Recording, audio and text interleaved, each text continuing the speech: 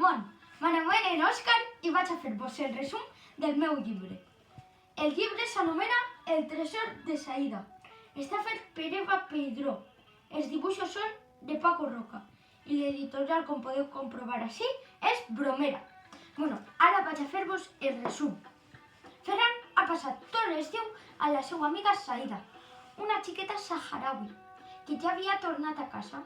Com que els pares la varen trobar molt a faltar, li van fer una sorpresa: viatjar al Sàhara per a trobar el tresor que es canviaria la vida. Vol dir, molt valiós. Els personatges principals són Ferran i Saïda, i els secundaris són els pares de Saïda i el xic, l'home que apareix en la portada del llibre.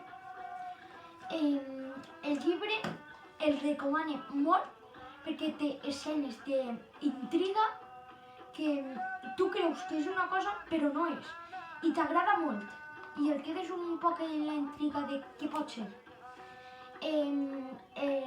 Recomano també molt el llibre perquè té escenes d'acció i molt xules.